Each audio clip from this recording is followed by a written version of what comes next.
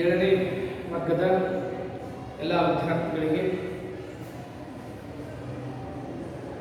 ಸಮಾಜ ವಿಜ್ಞಾನ ವಿಷಯಕ್ಕೆ ಸಂಬಂಧಪಟ್ಟಂತಹ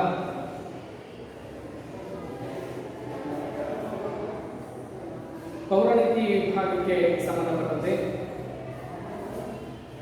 ಅದರಲ್ಲಿ ಬರ್ತಕ್ಕಂಥ ಒಂದು ಅಧ್ಯಾಯ ನಮ್ಮ ಸಂವಿಧಾನ ಎಂಬ ಅಧ್ಯಾಯದ ಕುರಿತಾಗಿ ಕಳೆದ ಒಂದು ಅವಧಿಯಲ್ಲಿ ಸವಿಸ್ತಾರವಾಗಿರ್ತಕ್ಕಂತಹ ಸಂವಿಧಾನದ ರೂಪರೇಷೆಗಳು, ಸಂವಿಧಾನದ ಅರ್ಥ ಮತ್ತು ಸಂವಿಧಾನದ ಮಹತ್ವದ ಕುರಿತಾಗಿರ್ತಕ್ಕಂತಹ ಹಲವಾರು ಅಂಶಗಳ ಕುರಿತು ಅಧ್ಯಯನವನ್ನು ಮಾಡಿದ್ದೇವೆ.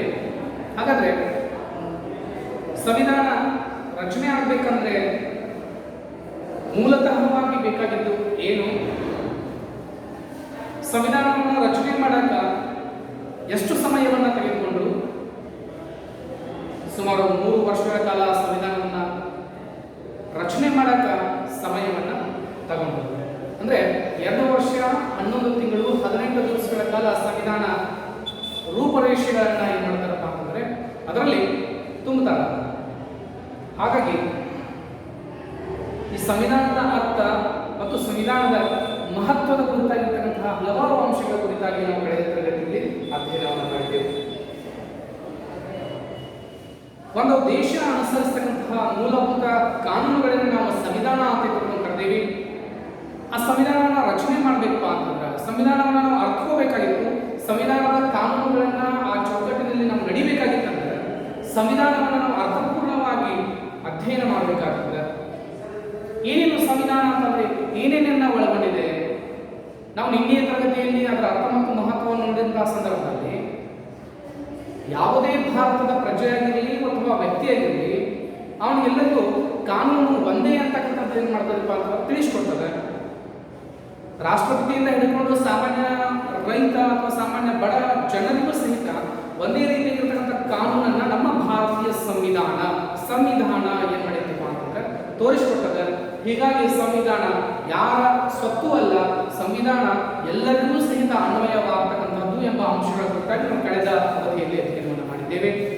ಹಾಗಾಗಿ ಇವತ್ತಿನ ಒಂದು ಅವಧಿಯಲ್ಲಿ ವಿದ್ಯಾರ್ಥಿಗಳಿಗೆ ಸಂವಿಧಾನ ರಚನಾ ಸಭೆ ಸಂವಿಧಾನವನ್ನು ರಚನೆ ಮಾಡಬೇಕು ಅಂತ, ಸಂವಿಧಾನದಲ್ಲಿ ಏನೇನು ಅಂಶಗಳು ಇರಬೇಕು ಅಂತ, ಹೀಗೆ ಸಂವಿಧಾನವನ್ನು ರಚನೆ ಮಾಡಬೇಕು ಒಂದು ರಚನಾ ಸಭೆ ಅಂತ ತಿಳ್ಕೊಂಡು ಏನ್ ಮಾಡಿದ್ರು? ಸ್ಥಾಪನೆ ಮಾಡಿದ್ರು ಸಂವಿಧಾನ ರಚನಾ ಸಭೆ.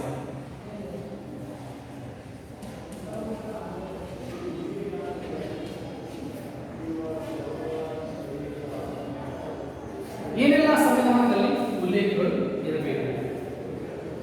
ಸಂವಿಧಾನ ಅಂತಂದ್ರೆ ಬೇರೆ ಬೇರೆ ದೇಶಗಳಲ್ಲಿರ್ತಕ್ಕಂಥ ಸಂವಿಧಾನವನ್ನ ಭಾರತೀಯ ಸಂವಿಧಾನ ಬರಿಬೇಕಂತಂದ್ರೆ ಜಗತ್ತಿನ ಹಲವಾರು ದೇಶಗಳ ಸಂವಿಧಾನವನ್ನ ನೋಡಿಕೊಂಡು ಅಲ್ಲಿರ್ತಕ್ಕಂಥ ಉತ್ತಮವಾದಂತಹ ಅಂಶಗಳು ನಮ್ಮ ಭಾರತೀಯ ನಾಗರಿಕರಿಗೆ ಅಥವಾ ಭಾರತೀಯ ಪ್ರಜೆಗಳಿಗೆ ಯಾವ ತರಹದ ರೂಪದೊಳಗೆ ಹಿತಕರವಾಗಿರ್ತಾವ ಅನ್ನುವಂತಹ ಸಂಗತಿಯನ್ನ ಇಟ್ಕೊಂಡು ನಾವು ಸಂವಿಧಾನವನ್ನು ರಚನೆ ಮಾಡಿದ್ವಿ.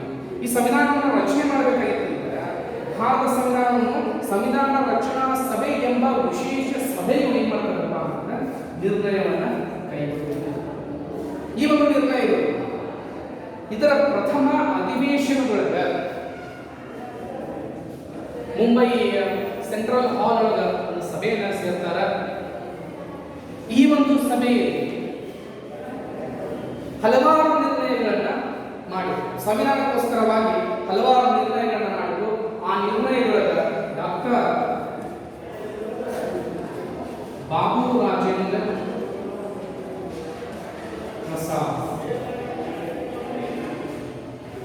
ಡಾಕ್ಟರ್ ಬಾಬು ರಾಜೇಂದ್ರ ಪ್ರಸಾದ್ ಅವರನ್ನ ಅಧ್ಯಕ್ಷರನ್ನಾಗಿ ಆಯ್ಕೆ ಮಾಡಿದರು. ಎಲ್ಲಿ? ಸಂವಿಧಾನ ರಚನಾ ಸಭೆಯಲ್ಲಿ ಡಾಕ್ಟರ್ ಬಾಬು ರಾಜೇಂದ್ರ ಪ್ರಸಾದ್ ಅವರನ್ನ ಸಂವಿಧಾನ ರಚನಾ ಸಭೆಯ ಅಧ್ಯಕ್ಷರನ್ನಾಗಿ ನೇಮಕ ಮಾಡಲಾಯಿತು. ಈ ಸಭೆಯಲ್ಲಿ ಹಲವಾರು ಉತ್ತಮವಾಗಿರ್ತಕ್ಕಂಥ ಅಂಶಗಳನ್ನು ಒಳಗೊಂಡಿದೆ. ಯಾವೆಲ್ಲ ರೀತಿಯಾಗಿರ್ತಕ್ಕಂಥ ಸಂವಿಧಾನದೊಳಗೆ ಯಾವೆಲ್ಲ ಅಂಶಗಳಿರಬೇಕು, ಸಂವಿಧಾನವನ್ನು ರಚನೆ ಮಾಡಬೇಕಪ್ಪ ಅಂತಂದ್ರೆ ಆ ಸಂವಿಧಾನದಲ್ಲಿರ್ತಕ್ಕಂಥ ರೂಪುರೇಷೆಗಳು, ಕಾನೂನುಗಳು, ಚೌಕಟ್ಟುಗಳು ಯಾವೆಲ್ಲ ರೀತಿಯಾಗಿ ಜನಸಾಮಾನ್ಯರಿಗೆ ರಕ್ಷಣೆಯನ್ನ ಕೊಡ್ತಾವ ಅನ್ನೋದನ್ನ ಈ ಈ ಸಂವಿಧಾನ ರಚನಾ ಸಭೆಯೊಳಗೆ ಏನ್ ಮಾಡ್ತಾರೆ ಅಂದ್ರೆ ಅಂಗೀಕಾರವನ್ನು ಮಾಡ್ಕೊತಾರ, ಹಲವಾರು ರೀತಿಯಾಗಿರ್ತಕ್ಕಂಥ ಕಾರ್ಯಗಳನ್ನ ಮಾಡ್ಕೊತಾರ. ಇದ್ರೊಳಗೆ ಡಾಕ್ಟರ್ ಬಾಬು ರಾಜೇಂದ್ರ ಪ್ರಸಾದ್ ಅವರನ್ನು ಏನ್ ಮಾಡ್ತಾರೆ, ಸಂವಿಧಾನದ ರಚನಾ ಸಭೆಯ ಅಧ್ಯಕ್ಷರನ್ನಾಗಿ ಆಯ್ಕೆ ಮಾಡಲಾಯಿತು.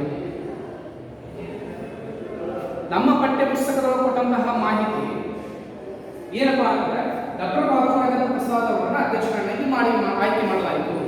ಆದರೆ ಈ ಸಂವಿಧಾನ ರಚನಾ ಸಭೆ ಒಟ್ಟಾರೆಯಾಗಿ 2 ರಚನಾ ಸಭೆಗಳು ನಡೆದವು. ನಮಗೆ ಉಲ್ಲೇಖ ಇರತಕ್ಕಂಥದ್ದು ಒಟ್ಟಾರೆಯಾಗಿ ಸಂವಿಧಾನ ರಚನಾ ಸಭೆ ನಡೆಯಿತು.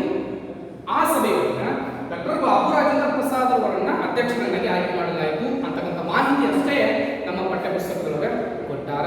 ಆದರೆ ಇದಕ್ಕಿಂತಲೂ ಹೆಚ್ಚಿನ ವಿಷಯ ಏನಪ್ಪಾ ಅಂತಂದ್ರೆ ಒಟ್ಟಾರೆಯಾಗಿ 2 ರಚನಾ ಸಭೆಗಳನ್ನು ಮಾಡಿಕೊಂಡು ಮೊದಲನೇ ರಚನಾ ಸಭೆಯೊಳಗ ಸಚ್ಚಿದಾನಂದ ಸಿನ್ಹಾ ಅವರನ್ನ ತಾತ್ಕಾಲಿಕ ಅಧ್ಯಕ್ಷರನ್ನಾಗಿ ಆಯ್ಕೆ ಮಾಡಿದ್ದಾರೆ. ಹೌದಾ? ಮೊದಲನೇ ರಚನಾ ಸಭೆ ನಡೆಯುತ್ತದೆ, ಅದನ್ನು ತಾತ್ಕಾಲಿಕವಾಗಿ ಒಬ್ಬರನ್ನ ಆಯ್ಕೆ ಮಾಡಿದ್ದಾರೆ. ಎರಡನೇ ಒಂದು ರಚನಾ ಸಭೆಯೊಳಗ ಡಾಕ್ಟರ್ ಬಾಬು ರಾಜೇಂದ್ರ ಪ್ರಸಾದ್ ಅವರನ್ನ ಅಧ್ಯಕ್ಷರನ್ನಾಗಿ ಆಯ್ಕೆ ಮಾಡಿದರು. ಹೀಗೆ ಈ ರಚನಾ ಸಭೆ ಅತ್ಯಂತ ಮಹತ್ವಪೂರ್ಣವಾಗಿರ್ತಕ್ಕಂಥ ಪಾತ್ರವನ್ನ ಸಂವಿಧಾನದ ಒಂದು ರೂಪರೇಷೆ ಕಾನೂನುಗಳನ್ನ ಒಂದು ಮಹತ್ವಪೂರ್ಣವಾಗಿರ್ತಕ್ಕಂಥ ಸಭೆಯನ್ನ ಕರೆದು ಇಲ್ಲಿ ಅತ್ಯಂತ ಮಹನೀಯರು ಈ ಸಭೆಯೊಳಗೆ ಭಾಗವಹಿಸಿ ಸಭೆಯನ್ನ ಯಶಸ್ವಿಗೊಳಿಸಿ ಸಂವಿಧಾನದಲ್ಲಿ ಉಲ್ಲೇಖ ಆಗಿರ್ತಕ್ಕಂಥ ಹಲವಾರು ಅಂಶಗಳನ್ನ ಹಲವಾರು ರೀತಿಯಾಗಿರ್ತಕ್ಕಂತಹ ಜನರು ಏನ್ ಮಾಡ್ತಾರೆ ಅಂದ್ರೆ ಉಲ್ಲೇಖ ಮಾಡಿದ್ದಾರೆ. ಇಷ್ಟಾಗಲ್ಲ, ಈ ಸಂವಿಧಾನ ರಚನಾ ಸಭೆಯೊಳಗೆ 299 ಜನ ಇದ್ದರು. ಸಂವಿಧಾನ ರಚನಾ ಸಭೆಯಲ್ಲಿ 299 ಜನ ಸದಸ್ಯರಿದ್ದರು ಮತ್ತು ಇದು ಡಿಸೆಂಬರ್ 9, 1946 ಡಿಸೆಂಬರ್ 9, 1946ರಲ್ಲಿ ಸಭೆಯನ್ನ ಸೇರಲಾಯಿತು. ಅದರ ಒಂದು ಪ್ರಥಮ ಅಧಿವೇಶನ ನಡೆಯಿತು ಡಿಸೆಂಬರ್ 9, 1946. ಇದು ಸ್ವಾತಂತ್ರ್ಯ ಬರೋಕ್ಕಿಂತ ಪೂರ್ವ ತಯಾರಿಯನ್ನು ಮಾಡಿಕೊಂಡಿದ್ರು. ಸಂವಿಧಾನವನ್ನು ಇದೇ ತರ ಇರಬೇಕು, ಸಂವಿಧಾನದ ಚೌಕಟ್ಟಿನೊಳಗೆ ಬರ್ತಕ್ಕಂತಹ ಕಾನೂನುಗಳು ಈ ರೀತಿ ಇರಬೇಕು, ಇವು ಭಾರತೀಯ ನಾಗರಿಕರಿಗೆ ಉತ್ತಮವಾಗಿರ್ತಕ್ಕಂತಹ ಅವಕಾಶಗಳನ್ನ ಒದಗಿಸಿಕೊಡ್ತಾವ ಅಂತಕ್ಕಂಥ ಅಂಶಗಳನ್ನ ಸಂವಿಧಾನ ರಚನಾ ಸಭೆ ಏನ್ ಮಾಡಬೇಕಂದ್ರೆ ಹಲವಾರು ಮಾಹಿತಿಗಳನ್ನ ಒಳಗೊಂಡಿತ್ತು. ಅದರಲ್ಲಿ 299 ಜನ ಸದಸ್ಯರಿದ್ರು. ಎಲ್ಲಿ ಸದಸ್ಯರಾಗಿದ್ರು? ಸಂವಿಧಾನ ರಚನಾ ಸಭೆಯಲ್ಲಿ ಸದಸ್ಯರಿದ್ರು ಮತ್ತು ಡಿಸೆಂಬರ್ 9, 1946ರಂದು ಈ ಒಂದು ಸಭೆ ನಡೆಯಿತು. ಇಷ್ಟು ಸಂಗತಿ ನಮಗೆ ಸಂವಿಧಾನ ರಚನಾ ಸಭೆ ಬಗ್ಗೆ ಗೊತ್ತಿರಬೇಕು. ಈ ಸಂವಿಧಾನ ರಚನಾ ಸಭೆಯ ಜೊತೆಗೆ ಇನ್ನೊಂದು ರಚನೆ ಮಾಡ್ತಾರೆ, ಕರಡು ಸಮಿತಿ. ಯಾವ ಸಮಿತಿ? ಕರಡು ಸಮಿತಿ.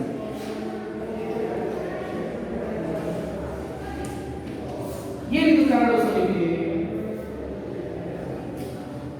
ಸಂವಿಧಾನ ರಚನಾ ಸಭೆಯ ತನ್ನ ಕಾರ್ಯವನ್ನ ಚುರುಕುಗೊಳಿಸಾಕ ಇನ್ನೊಂದು ಒಂದು ಹಂತ ಅಂತ ಕರೀಬಹುದು. ಅದೇ ಹಂತ ಯಾವಪ್ಪ ಅಂತಂದ್ರೆ ಸಂವಿಧಾನ ಕರಡು ಸಮಿತಿ. ಈ ಕರಡು ಸಮಿತಿ ಉದ್ದೇಶ ಏನಾಗಿರ್ತಂದ್ರ ಕೆಲವು ಸಮಿತಿಗಳನ್ನ ರಚಿಸಿತು. ಹಲವಾರು ರೀತಿಯಾದಂತಹ ಸಮಿತಿಗಳನ್ನ ಸಂವಿಧಾನ ರಚನಾ ಸಭೆ ಮಾಡ್ಯಾರ. ಆ ಸಂವಿಧಾನ ರಚನಾ ಸಭೆಯಿಂದ ಮಾತ್ರ ಸಂವಿಧಾನ ದೊಡ್ಡ ಪ್ರಮಾಣದ ಭಾರತೀಯ ಸಂವಿಧಾನ ಉಂಟಾಗುವುದಿಲ್ಲ. ಅದಕ್ಕೇನಾಗಬೇಕು? ಕರಡು ಸಮಿತಿಯಂತಹ ಹಲವಾರು ಸಮಿತಿಗಳನ್ನ ಈ ಕರಡು ಸಮಿತಿ ರಚನೆ ಮಾಡಿತು. ಇಷ್ಟೇ ಅಲ್ಲದೆ ಸಂವಿಧಾನದ ಕರಡು ಪ್ರತಿಯನ್ನ ಸಿದ್ಧಪಡಿಸಲು, ಸಂವಿಧಾನದ ಕರಡು ಪ್ರತಿಯನ್ನ ಸಿದ್ಧಪಡಿಸಲು ಅಂದ್ರೆ ಈಗ ಸಂವಿಧಾನ ರಚನೆಗೆ ಅವಕಾಶ ಸಿಕ್ಕತೆ, ಸಂವಿಧಾನ ರಚನೆ ಮಾಡ್ಕೋರಿ ಅಂತ ತಿಳ್ಕೊಂಡು ಎಲ್ಲರೂ ರೀತಿಯಾಗಿರ್ತಕ್ಕಂತಹ ಅಭಿಪ್ರಾಯ ಮಂಡನೆ ಆಗ್ಯಾವ. ಹೀಗಾಗಿ ಸಂವಿಧಾನ ರಚನಾ ಸಭೆಗಳು ನಡೆದವ. ಕರಡು ಸಮಿತಿ ಬಂದೈತಿ. ಪ್ರಥಮ ಕರಡು ಸಮಿತಿ ಪ್ರತಿ ಏನಾಗ್ತದಪ್ಪ ಅಂದ್ರೆ ಹೊರಗೆ ಯಾವೆಲ್ಲ ರೀತಿಯಾಗಿರ್ತಕ್ಕಂಥ ಅಂಶಗಳು ನಮ್ಮ ಸಂವಿಧಾನದಲ್ಲಿ ಅದಾವ. ಇಂತಹ ಅಂಶಗಳೇನಾಗ್ತಂದ್ರೆ ತಾತ್ಕಾಲಿಕವಾಗಿ ರೆಡಿಯಾಗಿರ್ತಕ್ಕಂಥದ್ದು, ತಾತ್ಕಾಲಿಕವಾಗಿ ಮೊದಲನೇ ಹಂತದಲ್ಲಿ ಬಿಡುಗಡೆ ಆಗಿರ್ತಕ್ಕಂಥದ್ದು ಕರಡು ಸಮಿತಿ.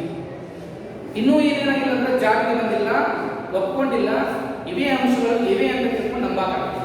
ಆದ್ರೆ ಏನ್ ಗೊತ್ತಾದ್ರು, ಆ ಸಮಿತಿಯಲ್ಲಿರ್ತಕ್ಕಂಥದ್ದು ಈ ಉತ್ತಮವಾಗಿರ್ತಕ್ಕಂಥ ಅಂಶಗಳು, ಈ ಕಾನೂನುಗಳು ಈ ಸಂವಿಧಾನದಲ್ಲಿ ಅದಾವ ಅಂತಕ್ಕಂಥದ್ದು ತಾತ್ಕಾಲಿಕವಾಗಿ ಬಿಡುಗಡೆ ಆಗಿರ್ತದೆ.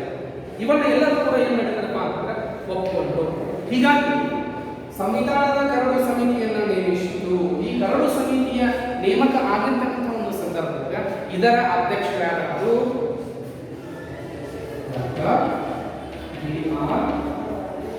ಅಂಬೇಡ್ಕರ್. ಬಿ ಆರ್ ಅಂಬೇಡ್ಕರ್ ಅವರು ಏನ್ ಮಾಡಿದ್ರಪ್ಪ ಅಂತಂದ್ರೆ ಈ ಕರಡು ಸಮಿತಿಯ ಅಧ್ಯಕ್ಷರಾದರು. ಇವರು ಏನ್ ಮಾಡ್ತಾರೆ ಅಂದ್ರೆ ಮುಂತಾದ ರೀತಿಯಾಗಿರ್ತಕ್ಕಂಥ ಸಮಿತಿಯನ್ನ ರಚನೆ ಮಾಡಿದ್ರು. ಆ ಸಮಿತಿಯಲ್ಲಿ ಇರ್ತಕ್ಕಂಥ ಅಂಶಗಳು ಸಂವಿಧಾನದ ಬರವಣಿಗೆ ಒಳಗೆ ಇಲ್ಲೇನಾಯ್ತಪ್ಪ ಅಂತಂದ್ರೆ ಸಮಿತಿಗಳ ಸ್ಟಾರ್ಟ್ ಆಯ್ತು. ಇಲ್ಲಿಂದ ರಚನೆ ಆಗಕ್ಕೆ ಪ್ರಾರಂಭ ಆಯ್ತು. ರಚಿಸಬೇಕು ಸಂವಿಧಾನವನ್ನು ಅಂತ ತಿಳ್ಕೊಂಡು ರಚನಾ ಸಮಿತಿಯಿಂದ ಕರಡು ಸಮಿತಿ ಏನಾಯ್ತು, ಅಲ್ಲಿರ್ತಕ್ಕಂಥ ಅಂಶಗಳು ಯಾವ್ಯಾವ ಅದಾವ ಅನ್ನೋದನ್ನು ಬರೆಯಕ್ಕೆ ಪ್ರಾರಂಭ ಮಾಡಿದ್ರು. ಹೀಗಾಗಿ ನಾವು ಸಂವಿಧಾನದ ಶಿಲ್ಪಿ ಅಂತ ತಿಳ್ಕೊಂಡು ಯಾರು ಕರಿತೀವಿ ಅಂತಂದ್ರೆ ಡಾಕ್ಟರ್ ಬಿ ಆರ್ ಅಂಬೇಡ್ಕರ್ ಅವರನ್ನ ಕರಿತೀವಿ. ಸಂವಿಧಾನವನ್ನು ಬರೆದವರು, ಸಂವಿಧಾನದ ನೀತಿಯನ್ನು ಹೇಳಿದರು, ಸಂವಿಧಾನದ ರಚನೆಯಲ್ಲಿ ಇರತಕ್ಕಂಥ ಪ್ರಮುಖ ಪಾತ್ರವನ್ನು ವಹಿಸಿದವರು ಯಾರಪ್ಪ ಅಂತಂದ್ರೆ ಡಾಕ್ಟರ್ ಬಿ ಆರ್ ಅಂಬೇಡ್ಕರ್. ಇವರು ಏನ್ ಮಾಡ್ತಾರ, ಸಂವಿಧಾನವನ್ನು ರಕ್ಷಿಸಿದರು. ಯಾವೆಲ್ಲ ರೀತಿಯಲ್ಲಿರ್ತಕ್ಕಂಥ ಅಂಶಗಳು, ಕಾಯ್ದೆಗಳು, ಕಾನೂನುಗಳು ಇರಬೇಕು, ಇವು ಜನರಿಗೆ ಯಾವ ರೀತಿ ಅನುಕೂಲ ಆಗ್ತದ ಅನ್ನುವ ಉದ್ದೇಶವನ್ನು ಇಟ್ಕೊಂಡು ಸಂವಿಧಾನವನ್ನು ರಚನೆ ಮಾಡಿದ್ರು. ಹಾಗಾಗಿ ಈ ಬರೀ ಸಂವಿಧಾನವನ್ನು ರಚನೆ ಮಾಡ್ತಕ್ಕಂಥ ಉದ್ದೇಶ ಅಷ್ಟೇ ಇದ್ರೂ ಕಳಿಸ್ತಾಗಿಲ್ಲ, ಬೇರೆ ಬೇರೆ ರಾಷ್ಟ್ರಗಳ ಸಂವಿಧಾನವನ್ನು ಓದಿದ್ರು, ಅಲ್ಲಿರ್ತಕ್ಕಂಥ ಅಂಶಗಳನ್ನು ನಮ್ಮ ಸಂವಿಧಾನದಲ್ಲಿ ಸಹಿತ ಹಾಕಿದ್ರು. ಹೀಗಾಗಿ ಸಂವಿಧಾನವನ್ನು ರಚನೆ ಮಾಡಾಗ ಸುಮಾರು 3 ವರ್ಷಗಳ ಸಹಿತ ಟೈಮನ್ನು ತಗೊಂಡು ಯಾರು ಬಿ ಆರ್ ಅಂಬೇಡ್ಕರ್ ಅವರು. ಬಿ ಆರ್ ಅಂಬೇಡ್ಕರ್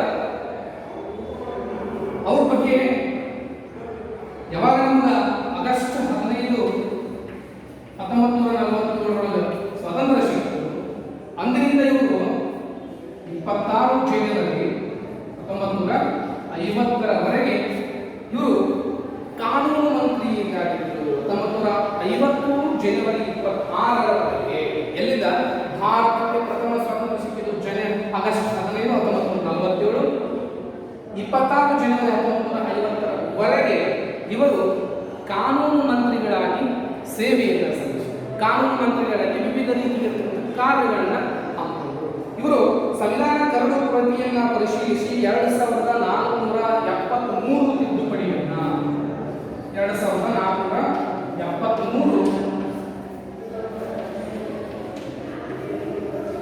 ತಿದ್ದುಪಡಿಗಳನ್ನು ಮಾಡಿದರು. ಏನ್ ತಿದ್ದುಪಡಿ ಅಂದ್ರೆ ಈಗ ಒಂದು ಅಂಶ ಅಂತ ತಿಳ್ಕೊಂಡು ಒಮ್ಮೆ ಒಂದು ಅಂಶ ಐತಿ, ಒಂದು ವಾಕ್ಯ ಐತಿ, ಇದು ಎಲ್ಲಾ ಜನಕ್ಕೂ ಉಪಯೋಗ ಬರ್ತಕ್ಕಂಥದ್ದು ಆಗಿರಂಗಿಲ್ಲ, ಎಲ್ಲರಿಗೂ ಅನುಕೂಲ ಆಗ್ತಕ್ಕಂಥದ್ದು ಆಗಿರಂಗಿಲ್ಲ. ಇಲ್ಲಿ ಏನಾಗಿದೆ, ಒಂದು ಸ್ವಲ್ಪ ಬೇರೆ ಒಂದು ಅಂಶವನ್ನ ಸೇರಿಸಬೇಕು. ಹೀಗಾಗಿ ಅದಕ್ಕೆ ತಿದ್ದುಪಡಿ ಅಂತ ತಿಳ್ಕೊಂಡು ಕರೀತಾರ. ಈ ತಿದ್ದುಪಡಿಗಳು ಎಷ್ಟಾಗ್ಯಾವಪ್ಪ, ಸಂವಿಧಾನವನ್ನು ಒಟ್ಟಾರೆ ರಚನೆ ಮಾಡಿದ್ರೆ 2473 ತಿದ್ದುಪಡಿಗಳನ್ನ ಏನ್ ಮಾಡ್ಯಾರಪ್ಪ ಅಂದ್ರೆ ರಚನೆಯನ್ನ ಮಾಡಿದರು, ಸೂಚನೆಯನ್ನ ಕೊಟ್ಟರು. ಕರಡು ಸಂವಿಧಾನ ತಿದ್ದುಪಡಿಗಳನ್ನ ಸಂವಿಧಾನ ಸಭೆಯಲ್ಲಿ ವಿವರವಾಗಿ ಚರ್ಚೆ ಮಾಡಬೇಕು. ಹೀಗಾಗಿ ಸಂವಿಧಾನಕ್ಕೆ ಬೇಕಾಗಿರ್ತಕ್ಕಂಥ ಅಂಶಗಳು ರಚನೆ ಆಗಕ್ಕೆ ಪ್ರಾರಂಭ ಆಯಿತು. ಹೀಗಾಗಿ ಒಟ್ಟಾರೆ ಈ ಕರಡು ಸಮಿತಿಯ ಉದ್ದೇಶ ಏನಾಗಿತ್ತು ಅಂದ್ರೆ ಸಂವಿಧಾನವನ್ನ ಕರಡು ಪ್ರತಿಯನ್ನು ಹೊರಗೆ ತರುವುದು, ಸಂವಿಧಾನವನ್ನ ಜಾರಿಗೆ ಬರುವಂತೆ ನೋಡಿಕೊಳ್ಳುವುದು ಇವರ ಪ್ರಮುಖ ಕಾರ್ಯ ಆಗಿತ್ತು. ಹೀಗಾಗಿ ಇಷ್ಟೆಲ್ಲ ಕಾರ್ಯಗಳ ಪ್ರತಿಫಲವಾಗಿ ನಮ್ಮ ಸಂವಿಧಾನ ಜನವರಿ 26, 1950ರಂದು ಜನವರಿ 26, 1950ರಂದು ಸಂವಿಧಾನವನ್ನು ಜಾರಿಗೊಳಿಸಲಾಯಿತು. ಜಾರಿಗೊಳಿಸಲಾಯಿತು.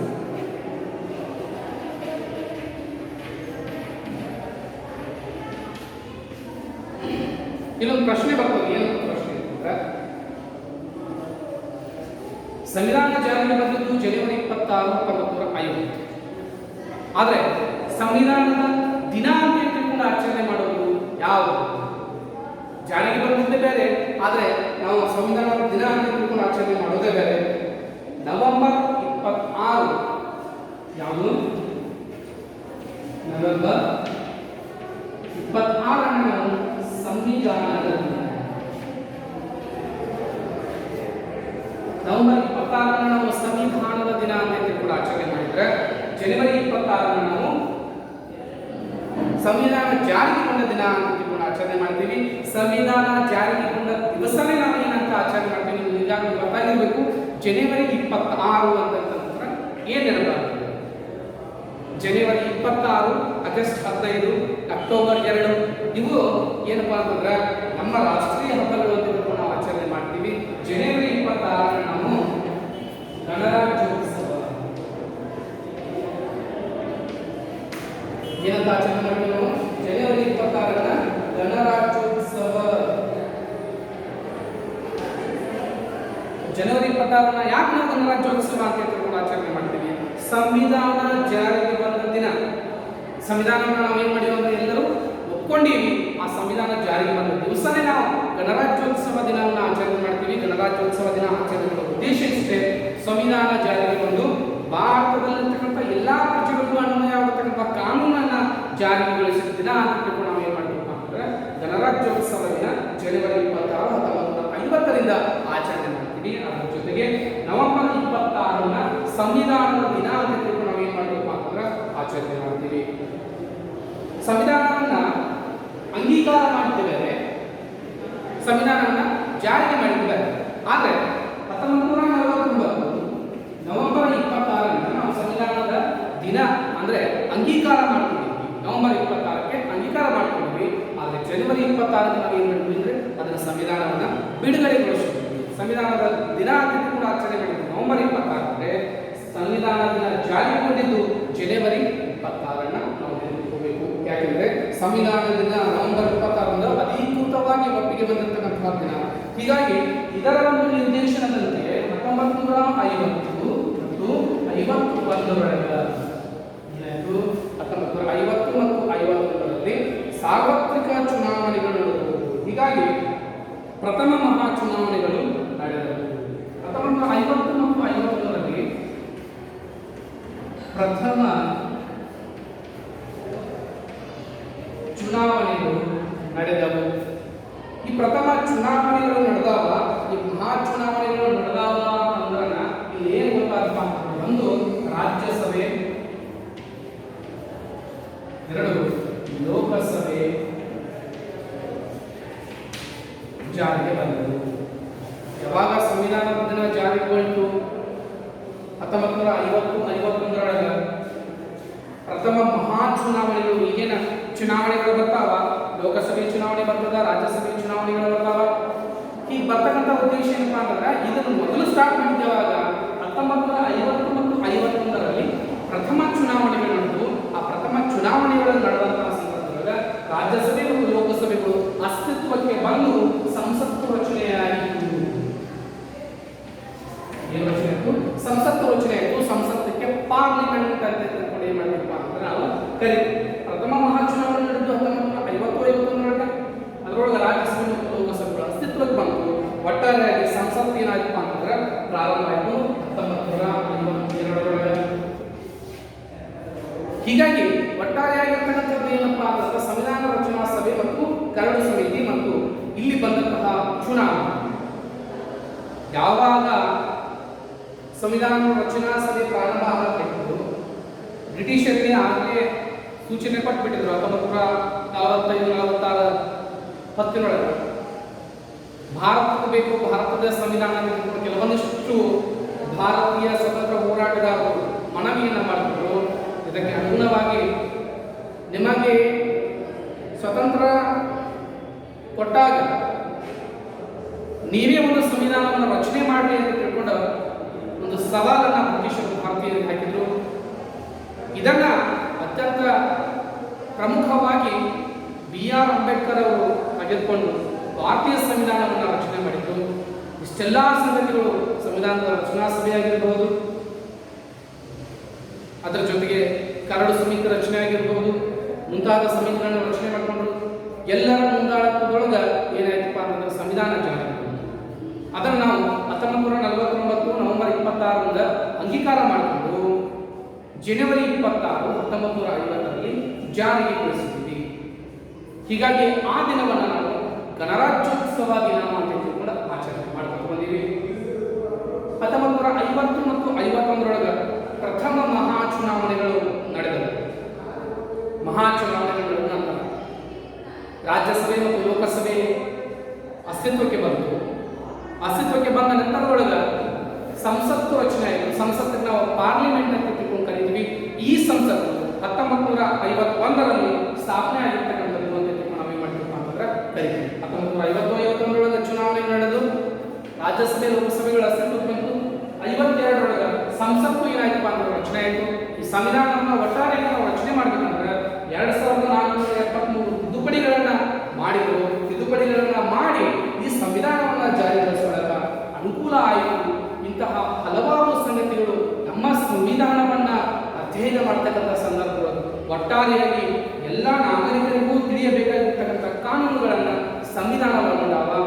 ಹೀಗಾಗಿ ಎಲ್ಲರೂ ಸಹಿತ ಸಂವಿಧಾನವನ್ನು ತಿಳ್ಕೋಬೇಕು, ಸಂವಿಧಾನವನ್ನು ಅರ್ಥಕೋಬೇಕು. ಸಂವಿಧಾನವನ್ನು ಜಾರಿಗೆ ತಂದಂತಹ ಮಹನೀಯರಿರ್ಬೋದು, ಸಂವಿಧಾನ ಜಾರಿಗೆ ಬಂದಂತಹ ಅವಧಿಗಳಿರ್ಬೋದು, ಸಂವಿಧಾನ ಒಟ್ಟಾರೆಯಾಗಿ ಜಾರಿಗೆ ಬರಬೇಕಂದ್ರೆ ಏನೆಲ್ಲ ಮಹತ್ವಪೂರ್ಣವಾಗಿರ್ತಕ್ಕಂಥ ಆಯೋಗಗಳು ಬಂದಾವ, ತಿದ್ದುಪಡಿಗಳು ಎಷ್ಟಾಗ್ಯಾವ, ಅದ್ರ ಜೊತೆಗೆ ಯಾವೆಲ್ಲ ರೀತಿಯಲ್ಲಿರ್ತಕ್ಕಂಥ ಸಮಿತಿಗಳು ಒಳಗೊಂಡಾವ. ರಚನಾ ಸಭೆಯಲ್ಲಿ ಭಾಗವಹಿಸಿರ್ತಕ್ಕಂಥ 299 ಜನ ಸದಸ್ಯರು 1946 ಡಿಸೆಂಬರ್ 9ರಂದು ಸಂವಿಧಾನ ರಚನಾ ಸಭೆ ನಡೆಯಿತು. ಒಟ್ಟಾರೆಯಾಗಿ 2 ಸಂವಿಧಾನ ರಚನಾ ಸಭೆಗಳು ನಡೆದವ. ಅದರ ಪಠ್ಯಪುಸ್ತಕಗಳು ಕೊಟ್ಟಂತಹ ಮಾಹಿತಿಗೆ ಅನುಗುಣವಾಗಿ ರಚನಾ ಸಭೆಯ ಅಧ್ಯಕ್ಷರು ಡಾಕ್ಟರ್ ಬಾಬು ರಾಜೇಂದ್ರ ಪ್ರಸಾದ್ ಅವರು ಆದರು. ಇಂತಹ ಹಲವಾರು ಸಂಗತಿಗಳು ಏನಾಗ್ತವೆ ಅಂದ್ರೆ ಸಂವಿಧಾನದ ಉಲ್ಲೇಖಗಳ ಕಂಡುಬಂದವ. ಹೀಗಾಗಿ ಈ ಒಂದು ಸಂಗತಿಗಳನ್ನ ನಾವು ನೆನಪಿನಲ್ಲಿ ಇಟ್ಕೊಳ್ಳೋಣ. ಇದರ ಒಂದು ಮುಂದುವರಿದ ಭಾಗ ಸಂವಿಧಾನದ ಪ್ರಸ್ತಾವನೆ ಬರ್ತದೆ, ಸಂವಿಧಾನದ ಮುಖ್ಯ ಲಕ್ಷಣಗಳು ಬರ್ತವೆ. ಸಂವಿಧಾನದ ಪ್ರಸ್ತಾವನೆ ಬಹಳಷ್ಟು ಸಾರಿ ಒಂದೊಂದು ಸ್ಪರ್ಧಾತ್ಮಕ ಪರೀಕ್ಷೆಯೊಳಗೆ ಸಂವಿಧಾನದ ಪ್ರಶ್ನೆಗಳು ಅತ್ಯಂತ ಪ್ರಮುಖವಾಗಿರ್ತಕ್ಕಂಥದ್ದು. ಒಂದೊಂದು ಪ್ರಶ್ನೆ ಮತ್ತು ಪ್ರಸ್ತಾವನೆಗೆ ಅನುಗುಣವಾಗಿ ಭಾರತೀಯ ಸಂವಿಧಾನದೊಳಗೆ ಮೊಟ್ಟ ಮೊದಲನೇ ಇರತಕ್ಕಂತಹ ಪದ ಯಾವುದು, ಪ್ರಸ್ತಾವನೆ ಮೊದಲನೇ ಭಾಗ, ಅಲ್ಲಿರ್ತಕ್ಕಂಥ ಯಾವುದರ ಮೂಲಕವಾಗಿ ರಚನೆಯನ್ನು ಮಾಡ್ಯಾರ ಭಾರತದ ಪ್ರಜೆಗಳಾದ ನಾವು ಎಂಬತಕ್ಕಂಥ ಮಾತಿನಿಂದ ಈ ಪ್ರಸ್ತಾವನೆ ಪ್ರಾರಂಭ. We are the people of India ಎಂಬ ಮಾತಿನ ಮೂಲಕ, ಭಾರತೀಯ ಪ್ರಜೆಗಳಾದ ನಾವು ಎಂಬ ಮಾತಿನ ಮೂಲಕ ಪ್ರಸ್ತಾವನೆ ಪ್ರಾರಂಭ ಆಗ್ತದೆ. ಈ ಪ್ರಶ್ನೆ ಹಲವಾರು ಬಾರಿ ಪ್ರಶ್ನೆ ಬಂದಿದೆ. ಇಂತಹ ಹಲವಾರು ಪ್ರಶ್ನೆಗಳು ಏನಾಗ್ಯಾವ ನಮ್ಮ ಸಂವಿಧಾನದೊಳಗೆ ಉಲ್ಲೇಖ ಆಗ್ಯಾವ. ಈ ಸಂವಿಧಾನವನ್ನು ನಾವೆಲ್ಲರೂ ಅತ್ಯಂತ ಪ್ರಮುಖವಾಗಿ ತೆಗೆದುಕೊಂಡು ಅದನ್ನು ಅಧ್ಯಯನ ಮಾಡಬೇಕಾಗ್ತದೆ. ಮುಂದಿನ ಒಂದು ಅಧ್ಯಾಯದೊಳಗೆ ಈ ಭಾರತದ ಸಂವಿಧಾನದ, ನಮ್ಮ ಸಂವಿಧಾನದ ಪ್ರಸ್ತಾವನೆ ಮತ್ತು ಸಂವಿಧಾನದ ಮುಖ್ಯ ಲಕ್ಷಣಗಳು ಯಾವ್ಯಾವು, ಲಿಖಿತ ಸಂವಿಧಾನ ಆಗಿರ್ಬೋದು, ಗಣರಾಜ್ಯ ಆಗಿರ್ಬೋದು, ಮೂಲಭೂತ ಹಕ್ಕುಗಳಾಗಿರ್ಬೋದು, ಮೂಲಭೂತ ಕರ್ತವ್ಯಗಳಾಗಿರ್ಬೋದು, ಇಂತಹ ಅಂಶಗಳ ಕುರಿತಾಗಿ ನಾವು ಮುಂದಿನ ತರಗತಿಗಳನ್ನು ನೋಡೋಣ ಅಂತಕ್ಕಂಥ ಮಾತನ್ನ ಹೇಳಿ ಇಲ್ಲಿಗೆ ನಾನು